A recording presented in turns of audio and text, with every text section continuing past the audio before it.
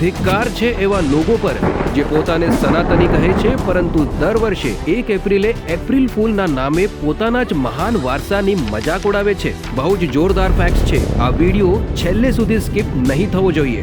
ઇતિહાસના પાના ફેરવો તો ખબર પડશે કે 1582માં જ્યારે પશ્ચિમી દેશોએ જ્યુલિયન કેલેન્ડર છોડીને ગ્રેગોરિયન કેલેન્ડર અપનાવ્યું ત્યારે જે લોકો જૂની તારીખો મુજબ જ નવું વર્ષ મનાવતા રહ્યા તેમને મૂર્ખ કહેવામાં આવ્યા। અને એટલું જ નહીં, એવા લોકોની મજાક ઉડાવવા માટે એપ્રિલ ફૂલ શરૂ કરવામાં આવ્યું, જેને મનાવવાની તારીખ 1 એપ્રિલ નક્કી કરવામાં આવી। આશ્ચર્યની વાત એ છે કે આપણા હિન્દુ નવું વર્ષ એટલે કે ગુડી પાડવાની તારીખ પણ હંમેશા આ સમયગાળાની આસપાસ આવે છે, જે આ વર્ષે ભલે 19 માર્ચે છે। ત્યારબાદ અંગ્રેજોના શાસન દરમિયાન આપણા ભારતના જ કેટલાક નબળા વિચારોવાળા લોકોએ એપ્રિલ ફૂલની પ્રથાને અપનાવી અને આડોશ પાડોશ મહોલ્લાઓમાં અને પછી સ્કૂલ કોલેજોમાં પણ તેને ઉજવવાનું શરૂ કર્યું। અને ધીમે ધીમે આ એટલું ફેલાયું કે આજના બાળકોને ખબર જ નથી કે આ કહેવાતા મૂર્ખ દિવસને ઉજવીને તેઓ પોતાની જ સંસ્કૃતિને તમાચો મારી રહ્યા છે।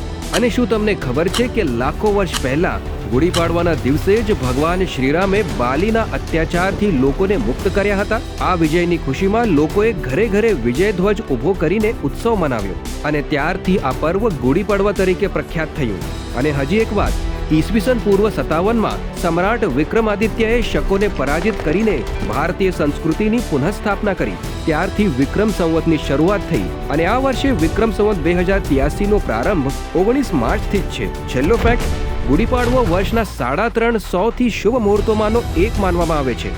પ્રાચીન સમયમાં બ્રહ્માજીએ આ જ તિથિએ સૃષ્ટિની રચના કરી હતી, ત્યારથી આ તિથિને સૌથી શ્રેષ્ઠ ગણવામાં આવે છે।